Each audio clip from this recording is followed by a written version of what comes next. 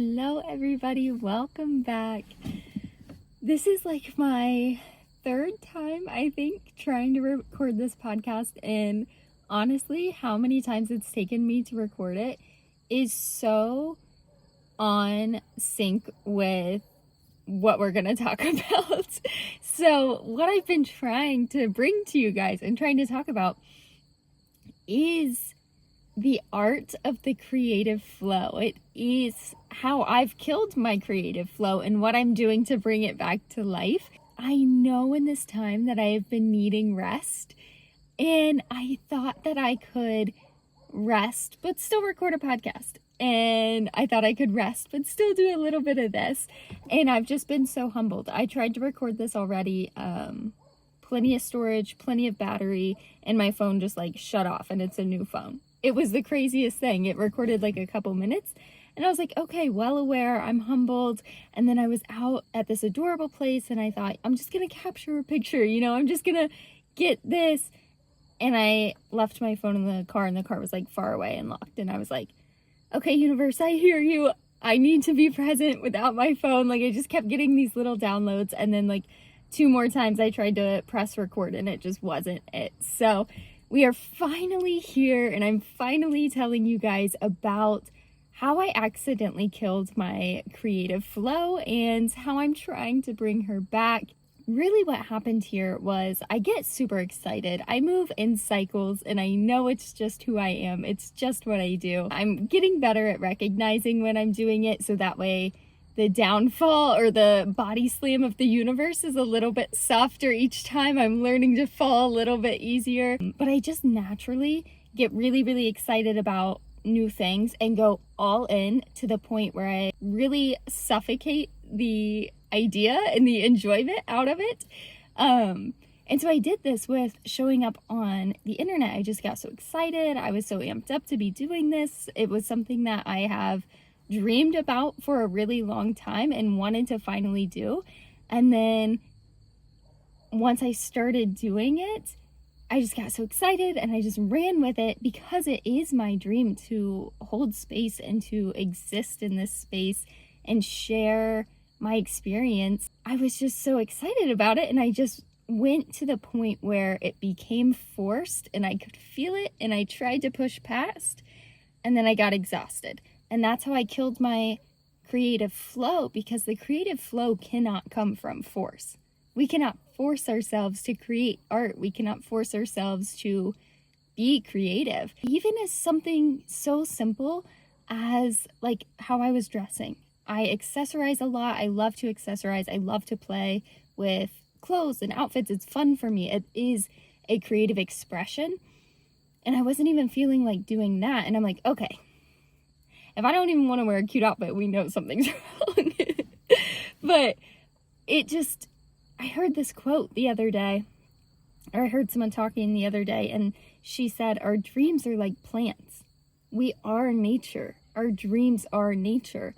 And so if we overwater, if we constantly give and give and give, we're suffocating the dream. We're killing the dream.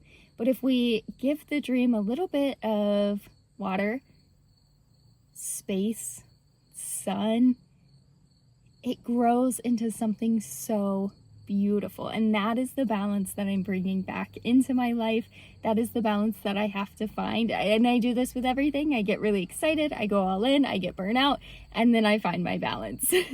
And so I'm finding the balance, because the creative flow is in the balance. The balance is the flow. We can't force ourselves to be creative. We can't force ourselves to show up authentically if we are not aligned. If we do not hold time and space to be still, to hear the message, because that's what the creativity is, a conversation between you and the divine, between your heart and the divine. It's a felt conversation. It's not a words conversation. It is a felt conversation, and you find this when you sit and you listen. You cannot do this with force. You have to relax to receive, to be in a state where you are open to receiving, to hearing this message. And That's how we kill our creativity, when we get so in the doing, when we think we have to be doing so much. We suffocate our dreams. We suffocate whatever it is we're trying to get because we enter this state of force. But it's what we've been taught. I know for me personally, when I was in college, by the time I finished college, I was so burnt out because I thought I have to kill myself for 4 years just to get this degree. And then once I get the degree, I'll get the job and I'll be happy. And that's bullshit. It's totally not true. We're just sold on this idea of if we go all in and work, burn ourselves out, it'll be worth it in the end. And to me, I just don't think it's true. We're not guaranteed tomorrow. We're not guaranteed that end. We're certainly not guaranteed to be happy at the end of it, especially if we've wrecked our nervous system. But what we are guaranteed is if we're distracted and we're burnout, illness, stress, anxiety, disconnected from ourselves and nature. And when we're disconnected, we're easily controlled. And I'm not interested in being controlled, really, in any way. If I am disconnected from how I'm feeling, if I'm not listening to how I'm feeling and I'm pushing through that to the point where my body is physically breaking down, what they teach us is then we need a med, then we need a doctor. We're just so out of touch with the natural rhythm, and we're so out of touch with nature because nature provides. It does provide everything that we need, but we keep going outside of ourselves. We keep going to something that the human mind has created, something that the human mind has thought up, and we believe that that's better than whatever created our talking meat suits floating on a rock. It's absurd. It's so crazy that we can think that the human mind knows more than the divine, knows more than whatever word feels right for you for that higher power. And that higher power is here. So when we tap into stillness, when we tap into what's here, when we listen without words, that is when we start to have the conversation. That is what fuels our creativity. What our art form is how we show up in life. How do you express yourself? How do you influence a room? How are you showing up for the people that you love, for yourself when no one's looking? That is your art.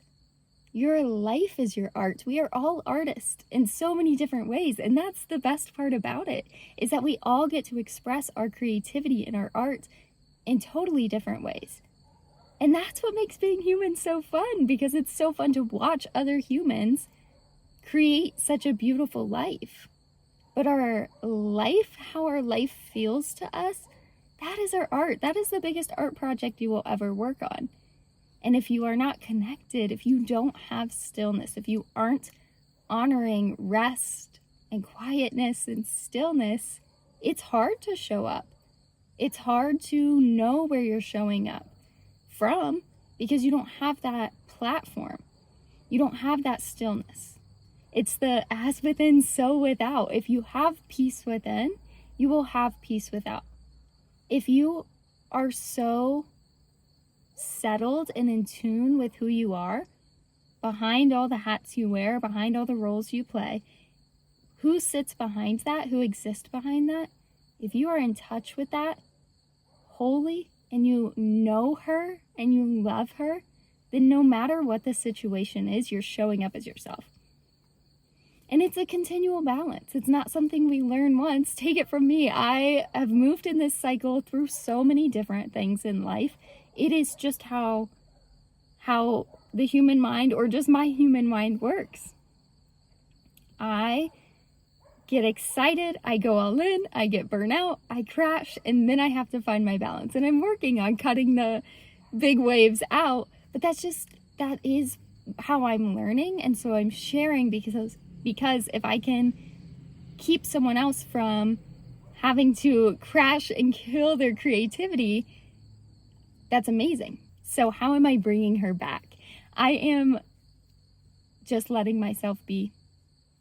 Sitting in the sun, leaving my phone at home and going out with friends or family, talking with close people, reading, journaling, drinking tea without any stimulation, eating a meal without any stimulation, just tapping back into the roots, tapping back into simply being alive, just being present. We aren't present enough. We don't have enough joy. We don't have enough pleasure, because pleasure comes from presence. And when we're constantly distracted, we're missing out on the joy of life. We're missing out on all the little joys in every little moment. If you can wake up in the morning and before you even get out of your bed or do anything, stretch and just notice how good it feels to have a body that can open and stretch, you've already started your day in a state of gratitude. Your feet hit the ground and you're like, thank God I have feet. Thank God I have a body that can move. You go to drink that tea, thank God I can experience something so warm and cozy, or your morning coffee. You take that first sip, thank God I get to feel this deliciousness and have this moment in the morning for myself, for this honoring, for this starting a new day. Then you're tapped in. Then you're starting with gratitude. Then you're noticing the tiny pleasures throughout the day. And when you start that way, then you notice all day long. You feel the sun and you just have to pause because it feels so good. You're just so present. And from presence comes pleasure, comes joy, because the present moment, there's no problems. There is no problems right here, right now. As you sit here listening to this, you are safe within yourself. You have this time, you have this energy, and you get to just spend it how you want right now. And that's amazing. It's so amazing. And so when we're tapped in, when we're present, when we're in our joy, when we are happy to be experiencing this life, then we are in a state of abundance. And that is when creativity overflows. That is when we start producing. But you can't produce without all of the being, without the presence. You can't produce something that is authentic and real and true without having that grounding, that center, that platform where you can stand on and create from. So it's not about how much you can produce. It's how real is what you put out there. How real is how you're showing up in the world. How beautiful is your art form. We are all artists. We are all creating. Our life is our art. And the best part about it is, if you don't like something, paint it over and start again. That is the best part about being human. We get to start again every day. If you didn't wake up and stop to feel grateful yesterday, do it tomorrow. Notice how you feel tomorrow. Notice the difference. Thank you all for being here, all you beautifully divine, creative little artists. I'm so happy you're here sharing this space with me, and I hope you enjoy the rest of your day. Love you.